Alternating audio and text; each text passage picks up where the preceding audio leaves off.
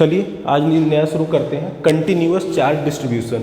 ये continuous charge distribution क्या होता है? बेसिकली जब किसी ऑब्जेक्ट, ये जैसे ऑब्जेक्ट है तो इस पर कंटिन्यूअसली चार्ज डिस्ट्रीब्यूटेड होता है तो इसे हम बोलते हैं continuous charge distribution. That means क्या कि ये बॉडी, हमने ये पार्टिकल में कोई मटेरियल लिया और इस पर थ्रू आउट द बॉडी, पूरे बॉडी पे चार्ज को डिस्ट्रीब्यूट किए, तो that is called continuous charge distribution. अब हमने थोड़ा सा चार्ज लिया और बॉडी के एक पार्ट पे यहाँ पे थोड़ा सा रख दिया, तो ये डिस्ट्रीब्यूशन कंटिन्यूसली तो हो नहीं रहा, इसमें यहाँ पे क्या हो रहा है? एक्यूमुलेशन हो रहा है। तो ये एक्यूमुलेशन नहीं, through out the body uniformly charge का डिस्ट्रीब्यूशन हो, that is called continuous charge distribution. Uniform मैंने बताया कि हर पार्ट पे अमाउंट ऑफ चार्ज, चार्ज की डेंसिटी अगर यहाँ पे 2 है तो यहाँ भी अगले, कहने का मतलब अगर इस 1 मीटर लेंथ में, इस यहाँ से यहाँ 1 मीटर मान लिया तो 1 मीटर लेंथ में 2 चार्ज है, तो अगले 2 मीटर के लेंथ में भी हमारा 2 ही नंबर ऑफ चार्ज होना चाहिए, तो that is called continuous charge distribution. ये 3 टाइप के होते हैं, लीनियर चार्ज डिस्ट्रीब्यूशन या linear charge density, surface charge density, volume charge density. अब ये होता क्या है? Linear charge distribution, volume charge distribution, surface charge density या डिस्ट्रीब्यूशन। तो लीनियर चार्ज डिस्ट्रीब्यूशन डेंसिटी जो होता है, इसका मतलब होता है कि ऐसी बॉडी जिसमें केवल लेंथ हो, विड्थ और हाइट नहीं हो। जैसे ये हमारा ये वायर है, इस वायर का इस पार्ट को देखें तो इसमें केवल यहाँ से ये लेंथ है इतना, इसमें ना तो विड्थ जो है इसकी थिकनेस बहुत कम है और हाइट भी बहुत कम है। एक पतला सा, जैसे हम बाल लें, कोई भी चीज़ जैसे हम लें, तो जैसे ये है हमारा, इसमें केवल लेंथ ही लेंथ है, विड्थ बहुत कम है या फिर हाइट कम है। तो जिसमें केवल एक डायमेंशन होता है, डायमेंशन कितने होते हैं? L, B, H, length, width, height, तो केवल लेंथ हो, तो ऐसी बॉडी में जब चार्ज का डिस्ट्रीब्यूशन किया जाता है, चार्ज को जब इस पर रखा जाता है तो उसे बोलते हैं लीनियर चार्ज डेंसिटी। जब केवल लेंथ है, इसमें देखिए केवल लेंथ है, विड्थ नेग्लिजिबल, हाइट है ही नहीं, तो जब सिंगल डायमेंशन बॉडी पे चार्ज का डिस्ट्रीब्यूशन यूनिफॉर्मली होता है तो उसे हम बोलते हैं लीनियर चार्ज डिस्ट्रीब्यूशन या लीनियर चार्ज डेंसिटी। डेंसिटी क्यों? Amount of charge per unit length check करेंगे, amount of charge per unit length same होना चाहिए, यानी यूनिट लेंथ अगर इतना है तो इस पर अगर 2 चार्ज है तो अगले यूनिट लेंथ पे भी चार्ज 2 ही होना चाहिए। तो इसी तरीके से होता है सरफेस चार्ज डेंसिटी। ऐसी बॉडी जिसमें 2 डायमेंशन, तो देखिए ये लेंथ है, विड्थ है, this is length, this is width. तो ऐसी बॉडी जिसमें 2 डायमेंशन हो, केवल लेंथ और विड्थ, और ऐसे ऑब्जेक्ट या मटेरियल पे जिसमें केवल 2 डायमेंशन हो, अगर चार्ज का डिस्ट्रीब्यूशन किया जाता है तो उसे हम बोलते हैं सरफेस चार्ज डेंसिटी। इसी तरीके से ऐसा ऑब्जेक्ट जिसमें तीनों डायमेंशन हो, लेंथ, विड्थ और हाइट, जब ये तीनों डायमेंशन होते हैं तो उस केस में जब हम चार्ज का डिस्ट्रीब्यूशन करते हैं तो that is called volume charge distribution. जैसे कि हमारा कोई भी एक बुक ले लें या कोई भी इस तरीके का, जस्ट अ मिनट, जो आपका किताब होता है, दैट इज लाइक कोई भी एक अगर बुक होता तो मैं दिखाता आपको। जैसे ये है हमारा, इसमें देखेंगे ये है हमारा, देखिए लेंथ, विड्थ और ये height, this is length, this is width, तो दिस इज हाइट। ये इसमें तीनों है हमारा, ये लेंथ है तो अगर लेंथ है तो ये विड्थ है हमारा, दिस इज लेंथ, विड्थ और ये हाइट, तो तीनों है, तो ये 3 डायमेंशनल। तो इस पे अगर हम चार्ज को यूनिफॉर्मली, मतलब कि थ्रू आउट द वॉल्यूम, अगर नंबर ऑफ चार्जेस जो है वो सेम रहे, तो ऐसे बॉडी पे जब हम, इस तरीके के बॉडी पे जब हम चार्ज का डिस्ट्रीब्यूशन करते हैं तो that is called volume charge density. तो इस तरीके से कहने का मतलब क्या है? कहने का मतलब हमारा है कि ये जो है हमारा, इस पे देखिए ये पूरे पे, यहाँ भी, यहाँ भी, यहाँ भी, यहाँ भी, यहाँ भी, यहाँ भी, हर जगह पे हम चार्ज का डिस्ट्रीब्यूशन करेंगे तो that is called your volume charge distribution. इसी तरीके से जैसे ये पेज है, तो ये पेज जो है इसमें ये कैसा है? 2 डायमेंशन। क्यों? क्योंकि लेंथ और विड्थ, हाइट है ही नहीं। ये देखिए इसकी थिकनेस नेग्लिजिबल है, अगर आप इसको लेंथ मान ले, इसको हाइट मान ले तो विड्थ नहीं है, तो केवल 2 डायमेंशन है, तो ये होता है सरफेस चार्ज डेंसिटी। इसी तरीके से जैसे ये हमारा पेन है, इसमें केवल लेंथ है विड्थ बहुत नेग्लिजिबल है इसके कंपेरिजन। अगर ये 10 सेंटीमीटर लेंथ है तो ये जो विड्थ है उसका 0.5 सेंटीमीटर है, तो बहुत कम है, तो ऐसे केस में नेग्लेक्ट कर सकते हैं। तो ये जो होता है हमारा लीनियर चार्ज डेंसिटी होता है, इसको हम रिप्रेजेंट करते हैं लैम्डा से। दिस इज कॉल्ड लैम्डा, इसे हम बोलते हैं रिप्रेजेंट करते हैं सिग्मा से। तो अब उसके बाद हम यहाँ पे आते हैं कि ये जो इस तरीके से होता है हमारा, तो बेसिकली ये होता क्या है, कैसे वर्क करता है। तो देखिए लैम्डा जो होता है D Q charge, just a minute, कुछ 1 मिनट,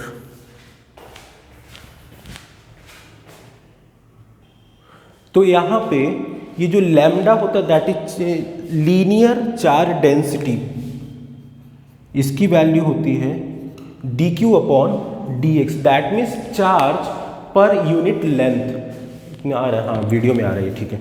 तो lambda equals to D Q, यहाँ पे आ रहा है D Q upon D X, तो ये होता है हमारा charge per unit length.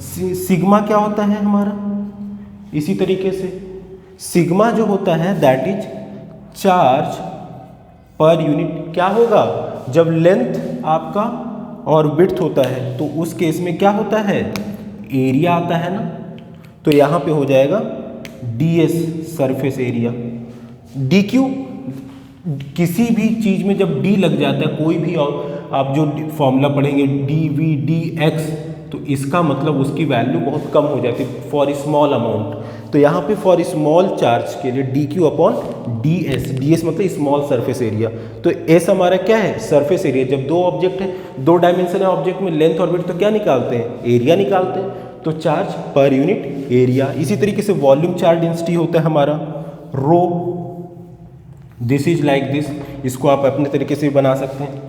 Charge अब जब लेंथ विड्थ और हाइट तीनों होता है, this is length, this is width and this is height, तो उस केस में क्या निकालते हैं, वॉल्यूम। तो वॉल्यूम हो जाएगा D Q upon D V. तो बस इतना ही है कंटिन्यूस चार्ज डिस्ट्रीब्यूशन। अब जो है, लेकिन इससे हमारा सब्जेक्टिव टाइप के क्वेश्चंस और सीबीएसई का और फिर आईआईटी में मोस्ट इंपॉर्टेंट टॉपिक।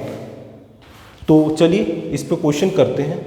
ये लीनियर चार्ज डिस्ट्रीब्यूशन है, surface charge distribution, volume charge distribution, बस इतनी सी चीज़ थी।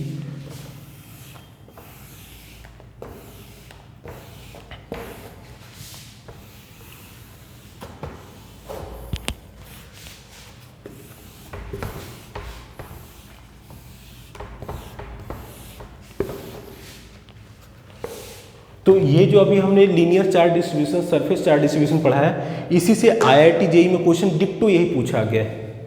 तो बेसिकली क्या है समझिएगा कि यहाँ पे एक हमारा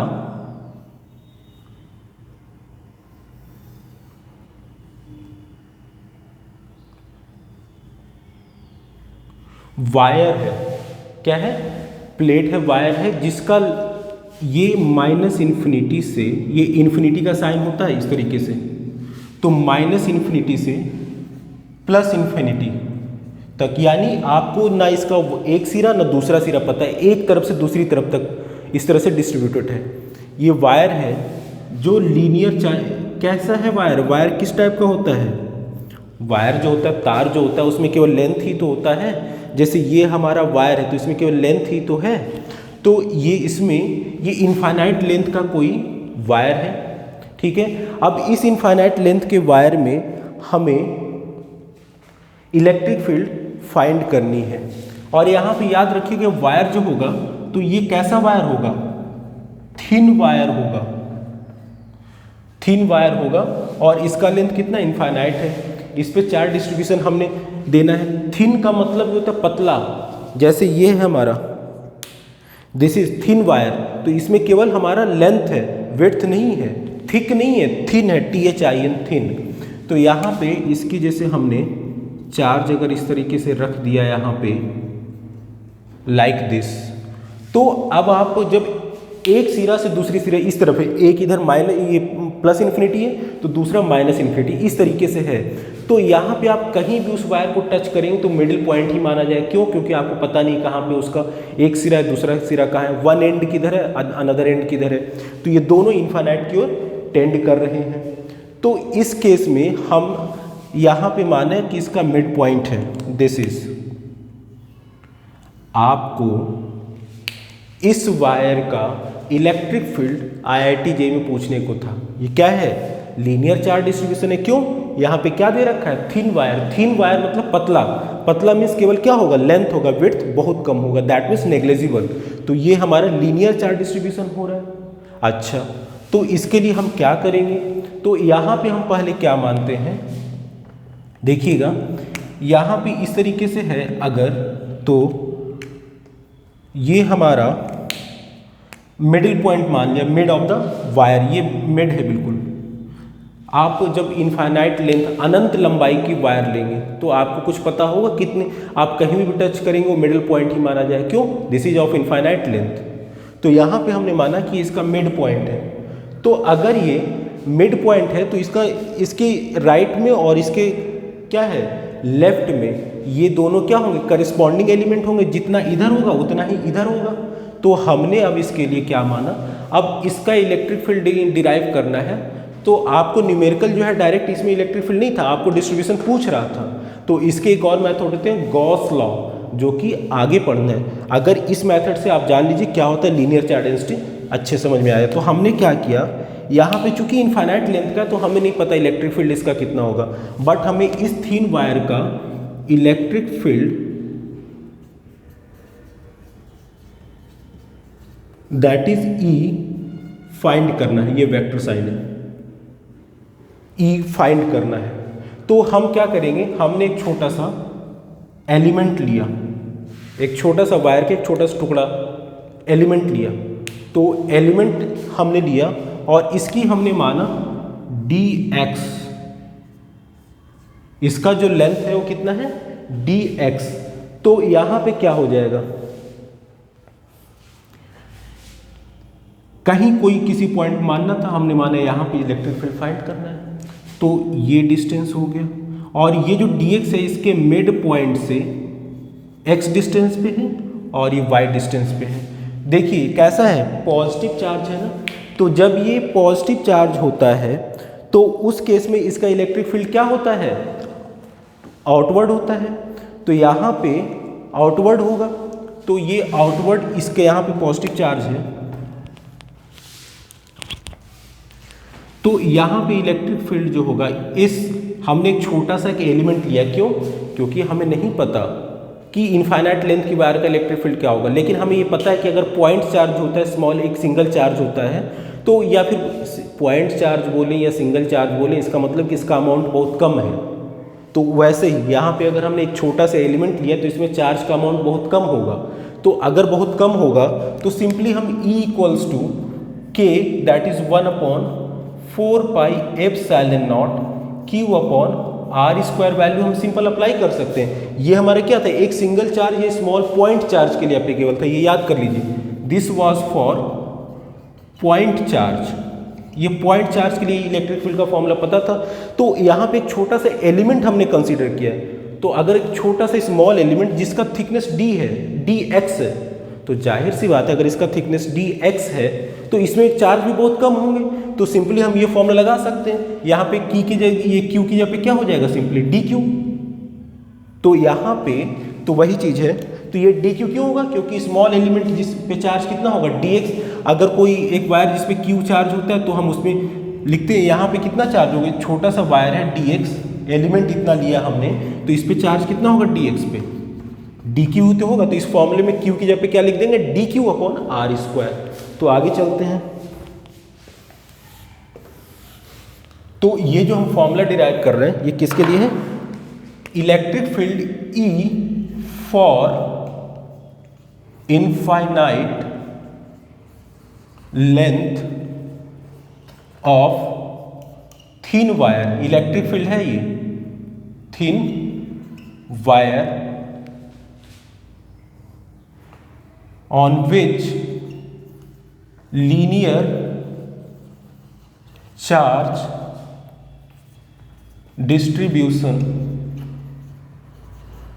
इज गिवन। लीनियर चार्ज है, देखिए थिन वायर है, यानी खाली एक डायमेंशन होगा लेंथ, तो लेंथ के अलोंग डिस्ट्रीब्यूटेड है। अच्छा, तो हमने आपको बताया कि अगर ऐसा कुछ होता है तो हम इसमें इलेक्ट्रिक फील्ड लिख सकते हैं। तो इसमें इलेक्ट्रिक फील्ड का फॉर्मूला हम अप्लाई कर सकते हैं, कौन सा? सिंपली पॉइंट चार्ज का जो था, और पॉइंट चार्ज का इलेक्ट्रिक फील्ड का फॉर्मूला क्या था? दैट वाज 1/4πε0 Q/r², यही तो था हमारा। तो यहाँ पे सिंपली हम ये फॉर्मूला लिख सकते हैं, तो दैट इज DE। अब देखिए यहाँ पे DE क्यों लिखेंगे? एक्चुअली क्या हो रहा है यहाँ पे, हमारा अगर पूरा होता तो DE electric field E equals to निकालते थे, बट ये स्मॉल अमाउंट ऑफ एलिमेंट हमने कंसीडर किया है, तो इसके लिए इसमें, और इसका लेंथ क्या है? DX, तो स्मॉल लेंथ की वायर में इलेक्ट्रिक फील्ड भी स्मॉल होगा ना, और किसी भी वैल्यू को स्मॉल फॉर्म में दिखाने के लिए, उसका मैग्नीट्यूड कम दिखाने के लिए उसके साथ क्या लगाते हैं? D लगाते हैं। जैसे DX लिख दिया, DV लिख दिया, तो ये सब क्या होते हैं? जब वेलोसिटी बहुत कम होती है, डिस्प्लेसमेंट बहुत कम है, तो DX, तो किसी भी चीज़ को शॉर्ट करने के लिए D लगाते हैं, डिफ्रेंसिएशन वाला। तो यहाँ पे DE जो हो जाएगा दैट इज 1/4πε0। अब यहाँ पे स्मॉल एलिमेंट जिसका लेंथ DX है, तो इस पे चार्ज कितना होगा? DQ अपॉन डिस्टेंस, ये डिस्टेंस हमने R माना, R क्या होगा? देखिए 90 डिग्री होगा ये, तो ये R क्या हो जाएगा? This equals to √y² plus x²। तो यहाँ पे ये √ डिस्टेंस हो जाएगा y² प्लस x² का होल स्क्वायर, इस पॉइंट पे इलेक्ट्रिक फील्ड, और इसका डायरेक्शन क्या होगा इलेक्ट्रिक फील्ड का? आउटवर्ड होगा। DE, इसको सीधा लिख देता हूं।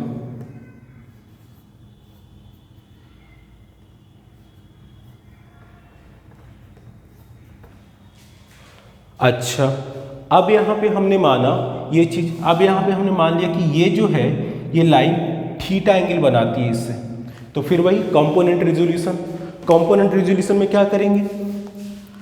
ये हमारा एक बनाएंगे एक्स एक्सिस, इसको यहाँ लिख देता हूँ DE, और एक बनाएंगे वाई एक्सिस। तो देखिए हमने मिड पॉइंट लिए, तो इसके करस्पॉन्डिंग राइट हैंड साइड में जितना होगा उतना ही करस्पॉन्डिंग लेफ्ट हैंड साइड में भी होगा। तो हमने एक एलिमेंट जितना यहाँ था उतना ही करस्पॉन्डिंग इधर भी होगा। तो क्यों? इनफाइनाइट लेंथ का वायर जब भी हो, इनफाइनाइट लेंथ का शीट हो, कुछ भी ऐसा हो, तो उस केस में हम करस्पॉन्डिंग, क्यों? क्योंकि सिमेट्रिकल है, इसकी ये जो मिड पॉइंट है इसके इधर जितना होगा उतना इधर सिमेट्रिकली डिस्ट्रीब्यूटेड होगा। तो जितना ये लिए हैं उतना ही लेंथ का हम DX लेंथ का वायर लेंगे, और इस पॉइंट पे हम इलेक्ट्रिक फील्ड फाइंड करेंगे। DE सेम होगा, तो DE1 DE2 नहीं लिख सकते क्योंकि सिमेट्रिकली डिस्ट्रीब्यूटेड है। ये जैसे है हमारा, जैसे ये पेन है, तो अगर यहाँ से इसको कट करें तो जितना इधर उतना सिमेट्रिकली, ये जैसे देखिए ये चीज़ है, अगर यहाँ से हम इसको कट करें तो जितना इधर डिस्ट्रीब्यूटेड उतना इधर डिस्ट्रीब्यूटेड है, इक्वली है, तो इसलिए सेम होगा। तो DE हो गया। तो अगर ये हमारा, इसको y इधर लिख देता हूँ, ये थीटा, तो ये भी क्या होगा? थीटा। हमने माना है कि ये पॉइंट जो इसे मिलाने वाली जो है वो थीटा एंगल बना रहा है, तो ये थीटा है तो ये भी थीटा होगा। इस तरीके से अगर जैसे हमारा ये चीज़ है, ये लाइन है, और इस तरीके से, तो दिस इक्वल्स टू दिस होगा ना, ये एंगल पढ़ा होगा आपने लोअर स्टैंडर्ड में, तो वही चीज़ यहाँ पे अप्लाई कर रहे हैं। तो this theta equals to this theta and this theta equals to sorry this will be equals to this and this equals to this. तो यहाँ पे जो हो जाएगा हमारा, देखिए इलेक्ट्रिक फील्ड, तो this is DE cos theta, DE sin theta. Just a minute, यहाँ पे थोड़ी सी गड़बड़ हो गई, एक मिनट मैं थोड़ा सा कंसल्ट करता हूँ। तो यहाँ पे जो है हमारा बेसिकली ये थोड़ा सा गलती हो रहा था, ये चीज़ नहीं होगा यहाँ पे, इसके अक्रॉस ये होगा ना यहाँ पे, तो दिस इज थीटा, और ये है तो यहाँ पे इसके अक्रॉस ये थीटा हो जाएगा। ध्यान समझिएगा। तो अब देखिए ये डी और ये डी किस एक्सिस से ये एंगल बना रहा है, वाई एक्सिस से। तो अगर ये वाई एक्सिस से बना रहा है तो ये यहाँ पे इसके अलोंग कौन सा कंपोनेंट हो जाएगा, डी कॉस थीटा इसका। इसी तरीके से इसका भी क्या हो जाएगा, डी कॉस थीटा। इसको ऐसे समझते हैं, ये मान लीजिए पॉइंट P है, ये पॉइंट P है, तो एक ये है एक ये है हमारा, और ये y एक्सिस है। ये हमारा DE है, ये भी हमारा DE है, ये दोनों एंगल थीटा बना रहे हैं। तो हमने बताया था जिस एक्सिस से, ये y एक्सिस है, जिस एक्सिस से एंगल बनाता है उधर कौन सा कंपोनेंट हो जाता है, तो ये DE का इधर क्या हो जाएगा, DE कॉस थीटा। यही यहाँ पे हमने यहाँ पे लिख दिया, ये जो है DE कॉस थीटा दिस। इस तरह से ये DE है तो ये भी एंगल थीटा बना रहा है इससे, तो ये क्या हो जाएगा, ये भी DE कॉस थीटा हो जाएगा।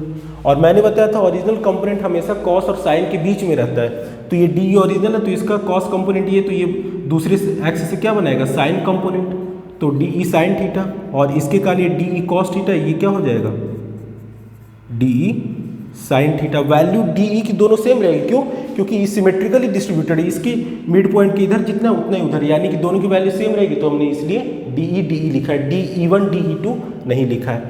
अब देखिए DE साइन थीटा एक दूसरे को क्या करेंगे, कैंसिल आउट कर देंगे, ये DE साइन थीटा हो गया, इसका इस DE का ये DE साइन थीटा हो गया, जो कि हमने यहाँ पे दिखा है। जितना इधर जाएगा उतना इधर जाएगा, एक दूसरे को कैंसिल आउट करेंगे, क्यों, DE की वैल्यू भी सेम है, थीटा की वैल्यू भी सेम है, that mean DE sine theta की वैल्यू भी सेम होगी। तो यहाँ से DE sine theta equals to 0 हो जाएगा। अब यहाँ पे तो ये चीज हो गया।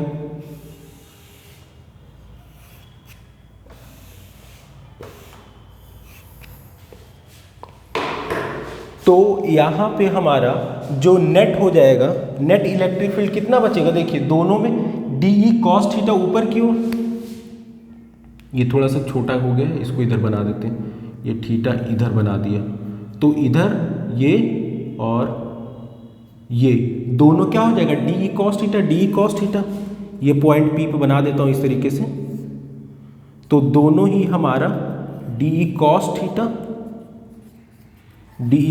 थीटा, ये वाले DE cos theta this and this, यहाँ पे ये पॉइंट P था, ये जो पॉइंट P है, तो net electric field net DE कितना हो जाएगा, ये नेट हटा देते हैं, टोटल कितना हो जाएगा 2DE कॉस थीटा। अब इसमें DE की वैल्यू ये रख देंगे, ये पॉइंट P था। अब इसको मैं डिलीट कर रहा हूं, स्पेस कम है, तो हमारा DE टोटल जो है DET लिख दिया, यहाँ पे टोटल को हमने T से रिप्रेजेंट कर दिया है, या सीधे DET, ये जो है हमारा 1 अपॉन क्या हो जाएगा 2DE कॉस थीटा। 2DE की वैल्यू यहाँ पे जो है इस वैल्यू को रखेंगे 1 अपॉन 4 पाई एप्सिलॉन नॉट को हम K लिख ले रहे हैं, K into DQ upon square से ये अंडर रूट कैंसिल आउट हो जाएगा, स्क्वायर है और ये अंडर रूट इसको कैंसिल आउट हो जाएगा, बचेगा क्या, Y square plus X square into cos theta. Cos theta देखिए ये हमने थीटा लिया है, तो इसके सामने का जो साइड होगा ये मान लीजिए हमारा O है, this is A and this is A, तो this is B।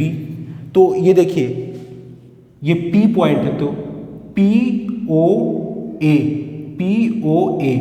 Right angle triangle बन रहा है, राइट एंगल ये है हमारा, तो इसमें कॉस थीटा क्या हो जाएगा, ये हमारा परपेंडिकुलर हो जाएगा, क्यों, क्योंकि एंगल जो लेते हैं उसके सामने का साइड क्या होता है, परपेंडिकुलर, तो कॉस थीटा क्या हो जाएगा, बेस अपॉन हाइपोटेन्यूज फॉर्मूला होता है, बेस हमारा क्या हो जाएगा दिस, ये बेस दैट इज PO, ये O पॉइंट है, PO upon PA, cos theta PO upon PA, इसको लिख देते हैं ब्रैकेट में PO अपॉन PA। P क्या है, this is point P, this is O, this is point A, this is point O, this is point A। अब P O यहाँ पे क्या है, फिर से लिख देते हैं इसके आगे 2k into D Q upon Y square plus X square. P O की वैल्यू क्या है, y है। ये जो p यहाँ पे ये जो पॉइंट p से o के बीच का डिस्टेंस हमने y लिया, तो y अपॉन पी ए क्या है, दिस इज पी ए, ये हमारा r डिस्टेंस है ना, ये पॉइंट जहाँ पे इलेक्ट्रिक फील्ड फाइंड करें, इसके डिस्टेंस क्या माना r, और r की वैल्यू क्या है, ये है, और ये क्या है बेसिकली पी ए ही तो है। तो y upon under root Y square plus X square.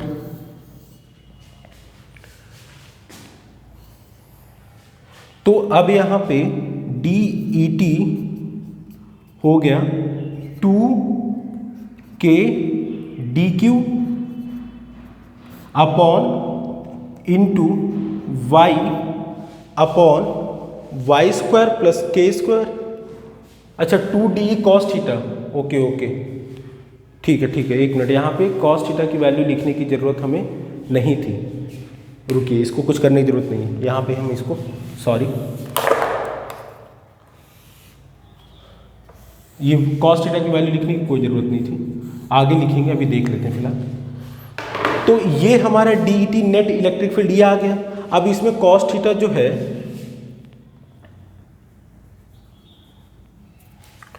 तो ये केवल हमारा इस एलिमेंट के लिए है। अगर हमें यहाँ से देखिए, क्यों, क्योंकि सिमेट्रिकली है ना, तो इतना हम निकाल लेंगे तो इधर का निकल जाएगा।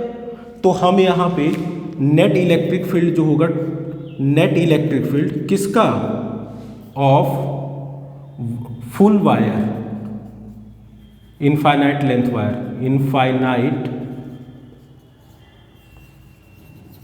लेंथ वायर का इलेक्ट्रिक फील्ड क्या हो जाएगा, हम इसको इंटीग्रेट करेंगे, तो ये 2DE cos थीटा। आप पूछोगे सर ये अचानक से इंटीग्रेशन कहाँ से आ गया, तो इंटीग्रेट इसलिए करें क्योंकि हम इतने लेंथ का हमने इलेक्ट्रिक फील्ड ये निकाला है, लेकिन हमें यहाँ से पूरा इनफाइनाइट लेंगे। अब देखिए यहाँ से क्यों ले रहे हैं हम, हमने तो बताया था कि माइनस इन्फिनिटी से प्लस इन्फिनिटी तक है, तो हमने यहाँ पे ये सिमेट्रिकल होता है, इसके करस्पॉन्डिंग इधर जितना है उतना ही इधर है। तो अगर, और यहाँ पे हमने क्या ले लिया, इसके कारण ले लिया 2DE cos theta, DE cos theta plus DE cos theta, 2DE cos theta दोनों का सम हो गया है। ये यहाँ पे लिख लीजिएगा DE cos theta plus DE cos theta. तो यहाँ पे ये जो निकाला था हमने इसके लिए निकाला था। अब अगर हम सिमेट्रिकल है तो यहाँ से पूरा निकाल लेंगे, बस हो जाएगा। तो ये यानी कि, और ये छोटे एलिमेंट को, किसी भी स्मॉल पार्ट को बड़ा करने के लिए क्या करते हैं, मैथमेटिकल कैलकुलेशन में इंटीग्रेशन करते हैं। किसी बड़े चीज़ को छोटा करने के लिए क्या करते हैं, डिफरेंशिएशन करते हैं। तो ये छोटा सा पार्ट का इलेक्ट्रिक फील्ड हमने निकाला था, अगर हम इसको इंटीग्रेट कर दें 0 टू इनफाइनाइट, तो हमें इस पूरे वायर का निकलने को मिल जाएगा। तो यहाँ पे लेंथ जो हो जाएगा, this is E net 0 to infinity. तो यहाँ पे हमारा ये चीज़ हो गया। अब इसको लिखते हैं 2 cos थीटा बाहर रखते हैं, 0 टू इन्फिनिटी DE। बस अब यहाँ से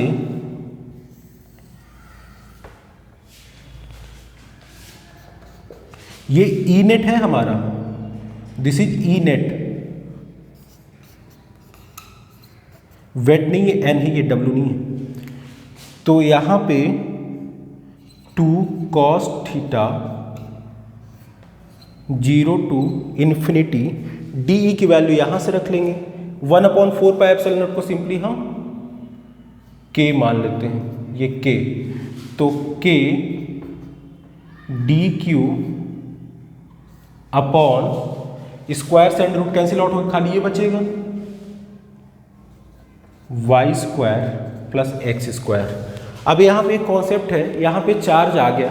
अब यहाँ से आपका लीनियर चार्ज डेंसिटी की बात होती है, तो ये लीनियर चार्ज डेंसिटी कितना है देखते हैं। तो ये लीनियर चार्ज डेंसिटी, ये चार्ज है ना, इसी की बात करनी है। तो अब ई नेट निकालने के लिए जो डी क्यू है इसकी वैल्यू फाइंड करनी होगी हमें, तभी यही तो डी क्यू हम रखेंगे इंटीग्रेशन में या डिफरेंशिएशन। कौन सा वेरिएबल पार्ट लेते हैं, वेरिएबल पार्ट कौन सा होता है, जो डी के साथ वैल्यू होती है, जैसे डी क्यू है, ये चीज़ वेरिएबल है तो यही इंटीग्रेशन में रहेगा। अच्छा तो देखते हैं डी क्यू, ये क्वेश्चन मार्क का साइन है ये, तो डी क्यू क्या होगा? वायर कैसा है? लीनियर है, लीनियर चार्ज डिस्ट्रीब्यूशन हो रहा है, और लीनियर चार्ज डिस्ट्रीब्यूशन जब होता है तो यहाँ पे हमें पता है कि लैम्डा इक्वल्स टू, लैम्डा से रिप्रेजेंट करते हैं, ये सारा हमारा क्या है? लैम्डा चार्ज है, this is linear charge distribution है। तो यहाँ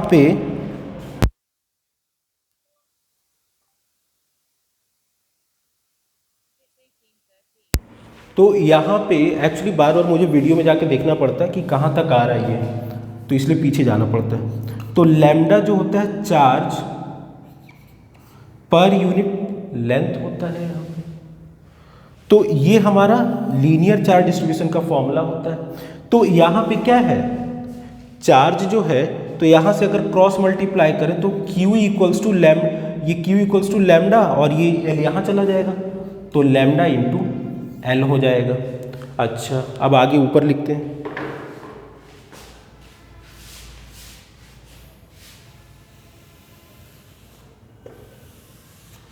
ये सारा चीज़ चाहे तो कॉपी में लिखते रहें, आसान रहेगा, क्योंकि हमें स्पेस कम है तो हमें हर बार इरेज करना पड़ता है। तो ये Q की वैल्यू यहाँ पे क्या है? D Q. तो देखिए, तो Q की वैल्यू है लैम्डा इंटू L, तो डी क्यू यहाँ पे क्या है? डी क्यू चार्ज हमारा इसमें है ना, ये dx लेंथ पे चार्ज कितना होगा? डी क्यू ही होगा, Q तो होगा नहीं, क्योंकि dx बहुत स्मॉल अमाउंट, बहुत स्मॉल लेंथ है, तो चार्ज भी क्या होगा? बहुत स्मॉल। तो स्मॉल के लिए किससे रिप्रेजेंट करते हैं? डी से, तो डी क्यू। तो यहाँ पे डी क्यू जो हो जाएगा that is lambda into D x. यहाँ पे लेंथ कितना लिया हमने? डी एक्स लिया है, तो लैम्डा इंटू डी एक्स। अब इस वैल्यू को हम यहाँ पे पुट करेंगे, तो E net equals to 2 cos theta 0 to infinity, के को भी बाहर रख लेते हैं, डी क्यू की वैल्यू हो जाएगी lambda into D X upon Y square plus X square. अब यहाँ पे हम क्या करेंगे? तो यहाँ पे देखिए ये चीज़ हमारा आ गया, जब हम इसको यहाँ पे देखते हैं तो ये हमारा इतना हो गया। अब देखिए, अब यहाँ पे वेरिएबल क्या है? dx है, इंटीग्रेशन पढ़ा होगा आपने, इंटीग्रेशन में dx है, यहाँ भी x है, इसका मतलब कुछ पॉसिबिलिटी है अभी इंटीग्रेशन कैलकुलेशन का, करते हैं। तो यहाँ पे लेकिन वेरिएशन, यहाँ पे जो d होता है वो वेरिएबल पार्ट होता है, मैंने बताया। तो वेरिएबल किसका? इस वायर में जरा देखिए क्या क्या वैरी हो रहा है। एक तो हमारा जो dx है वो 0 टू इन्फिनिटी वैरी हो रहा है लगातार, साथ में क्या वैरी हो रहा है? अगर हम यही स्मॉल एलिमेंट यहाँ पे लेते तो इसके कारण ये जो थीटा थी वो वैरी करती, ये जो थीटा थी अगर ये यहाँ पे था तो ये थीटा बना रहा था। अब यही हम इतना लेते तो ये थीटा की वैल्यू यहाँ पे कुछ और होती, क्यों? क्योंकि उस केस में हमारे यहाँ पे होता तो ये थीटा कुछ और होता है यहाँ पे। तो यानी कि वैरी कौन कर रहा है? वेरिएशन जो हो रहा है वो लेंथ L में, ये L लेंथ में किसके अलॉन्ग? एंगल के अलॉन्ग। लेंथ जितना चेंज होगा एंगल भी उतना ही चेंज होगा। तो यहाँ पे यानी कि dx जो है वो एंगल के साथ वैरी करेगा, ठीक है। तो यहाँ पे dx है ना, तो पहले हम क्या करते हैं? tan थीटा लेते हैं। तो tan थीटा क्या होता है? परपेंडिकुलर अपॉन बेस, तो that is x upon Y, ठीक है। क्यों लिए अभी पता चल जाएगा। तो यहाँ से x इक्वल्स टू हो जाएगा y tan थीटा।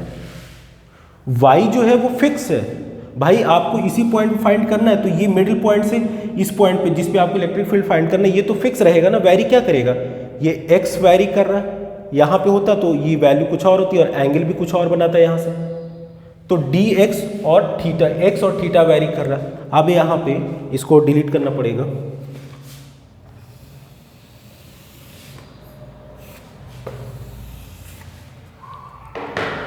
तो यहाँ पे ये हमारा, अगर हम x equals to Y tan theta है, अगर हम इसको डिफ्रेंशिएट करें विद रिस्पेक्ट टू थीटा, क्यों? क्योंकि थीटा के केस में चेंज हो रहा है, थीटा के रिस्पेक्ट में। तो dx upon D theta equals to D by D theta of Y tan theta. तो यहाँ से dx upon D theta equals to Y बाहर रखेंगे तो D Y D theta of tan theta, इसके नीचे वीडियो में आ रहा है, देखें एक मिनट, हाँ अभी स्पेस है, तो यहाँ पे क्या हो जाएगा dx upon D theta equals to Y D Y D theta of tan theta क्या होता है सेक स्क्वायर थीटा, तो this is Y sec square theta. तो यहाँ से हमारा हो जाएगा, अब इस थीटा को इधर ले जाएंगे तो dx equals to Y sec square theta, Y sec square theta, और ये डी थीटा यहाँ आ जाएगा तो इनटू डी थीटा, कभी भी मल्टीप्लाई साइन नहीं लगाते थीटा के साथ, डी थीटा के साथ इस तरीके से। तो ये हमारी dx की वैल्यू आ गई, तो dx की वैल्यू भी आ गई और x की वैल्यू भी ये जो थी यहाँ पर थीटा के टर्म्स में आ गई। अब समझ में आया क्यों हमने tan थीटा लिया था, हमारा वेरिएशन क्या था, वैरी कौन हो रहा है लेंथ x, और x वैरी हो रहा तो एंगल भी तो इसके रिस्पेक्ट में चेंज हो रहा है ना, तो इसीलिए हम x को थीटा के रिस्पेक्ट में चेंज करेंगे, तो x और थीटा से रिलेशन ये हमारा आ गया।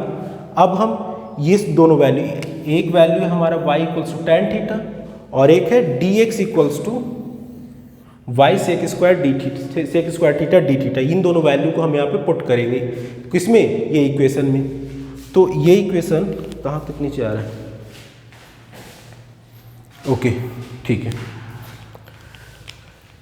तो यहाँ से ये जो है हमारा ई नेट, ये वाली E net equals to 2 into K into cos theta into lambda, और ये हमारा dx की वैल्यू क्या है Y sec square theta D theta, Y sec square theta D theta upon Y square plus x की value क्या थी Y tan theta, तो x स्क्वायर था तो ये हो जाएगा x की जगह पे क्या लिखेंगे Y tan theta, x square मतलब कि वाई tan थीटा का होल स्क्वायर। ये नीचे आ रहा है कि नहीं आ रहा,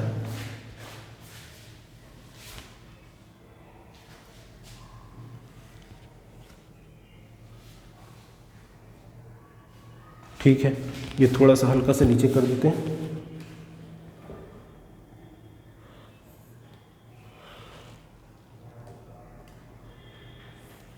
ये पूरा आ जाएगा हमारा इससे बोर्ड में।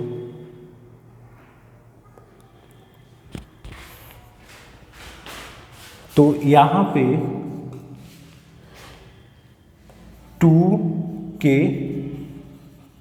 cos थीटा, अच्छा यहाँ पे ये जो है हमारा इंटीग्रेशन है, देखिए जब हमारा लेंथ जो था, यहाँ पे वेरिएबल कौन है dx है ना, तो ये इसके अलोंग है, तो जब हमारा लेंथ x था तो यहाँ पे x की वैल्यू जब 0 थी तो tan थीटा क्या होगा हमारा 0 होगा। x की वैल्यू यहाँ पे अगर हम पुट करेंगे, यहाँ पे जैसे x equals to Y tan theta है, तो जब x की वैल्यू 0 होगी तो tan थीटा में की वैल्यू वाई tan थीटा, तो थीटा यहाँ पे क्या हो जाएगा, ये भी 0 हो जाएगा ना। तो ये हमारा थीटा 0 होगा, तो जब लेंथ हमारा 0 था यानी x यहाँ पे था, तो उस केस में एंगल क्या हो जाएगा, एंगल जो होगा वो भी हमारा 0 हो जाएगा। जब हमारा इसी तरीके से अगर हमारा लेंथ जो है x की, वो यहाँ पे x जो है इसकी वैल्यू अगर इनफाइनाइट हो जाए, तो उस केस में tan थीटा किसकी वैल्यू इनफाइनाइट होती है, नॉट डिटरमाइंड जिसे बोलते हैं π/2 पे, तो उस केस में थीटा की वैल्यू क्या हो जाएगी π/2। तो ये वैल्यू हम यहाँ पे पुट करेंगे, क्यों, क्योंकि इस केस में हमारा वेरिएबल में किसके रिस्पेक्ट में वेरी कर रहा था, x के, यानी ये लेंथ के अलोंग। अब हम यहाँ पे क्या ले रहे हैं, सारा डी थीटा आ गया, सारा का सारा D theta theta theta theta, तो यानी कि अब variation with length angle theta में होगा।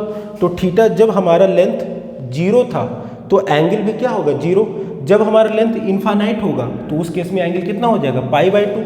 तो यहाँ पे इसको हम लिख देंगे π/2। तो ये हमारा हो जाएगा 2k cos theta into lambda 0 to π/2 Y sec square theta upon Y square common लिए तो 1 प्लस tan स्क्वायर थीटा, और 1 प्लस tan स्क्वायर थीटा क्या होता है, अभी इसको ऊपर डिलीट कर देते हैं। ये इसके बाद ये हम ऊपर लिखेंगे, ये हमारा एक्स्ट्रा था।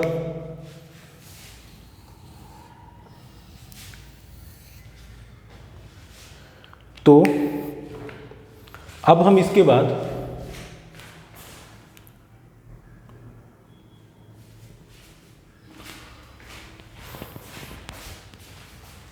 यहां से इसको डिलीट कर देते हैं इतना।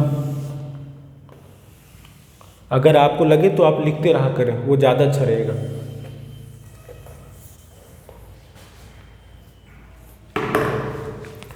तो ये क्या निकाले थे बेसिकली, यहां से यहां तक हमारा क्या था, ई नेट था, नेट इलेक्ट्रिक फील्ड। तो E net equals to 2k, this is k, 2k cos theta into lambda into 0 to pi by 2, 1 plus tan square theta क्या होता है, सेक स्क्वायर थीटा। तो y sec square theta upon ये y square है, 1 plus tan square theta क्या होता है, sec square theta into D theta. ये डी थीटा यहाँ लिखना भूल गए थे, हमेशा variable D theta D X D बी जरूर लगाया जाता है। तो अब यहाँ पे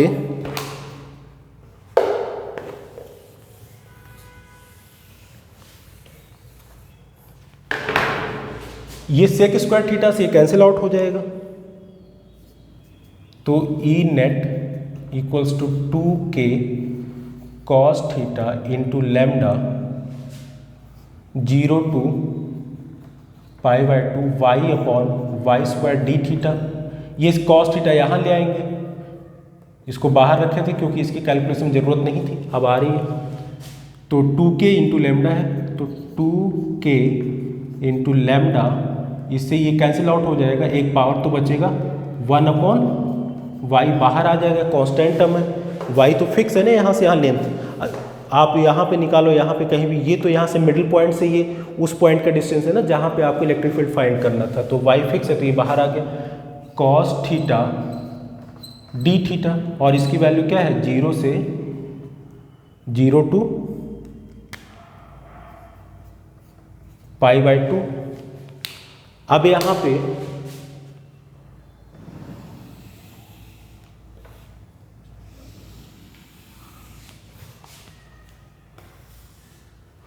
cos थीटा का, ये जो cos थीटा होता है उसका इंटीग्रेशन क्या होता है, साइन थीटा। तो यहाँ पे ये हो जाएगा ई नेट यानी net electric field due to infinite length of wire in which linear charge distribution is given to, अब k की वैल्यू रख देते हैं 1/4 pi epsilon naught lambda into 1/y cos theta का integration sine theta 0 to pi by 2। अरे ऊपर दिख रहा था, सॉरी, ये थोड़ा सा ऊपर का देख लीजिए, वो दिख नहीं रहा होगा तो सॉरी।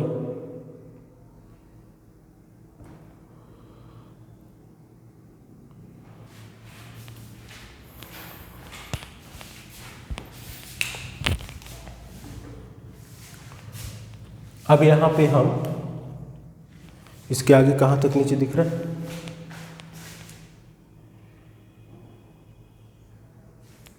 ठीक है। तो जब हम इसको सॉल्व करेंगे नीचे, तो ई नेट जो इसके बाद जो है ये आ जाएगा 2/4 pi epsilon naught, cancel out हो जाएगा तो 1/2 पाई एप्सिलॉन नॉट, ये लैम्डा यहाँ पे लिख दिया, into 1/y sine pi by 2 minus sine 0, पहले अपर लिमिट फिर लोअर लिमिट। तो यहाँ से सॉल्व करने पे हमारा, इसको फिर से हम ऊपर से डिलीट करते हैं,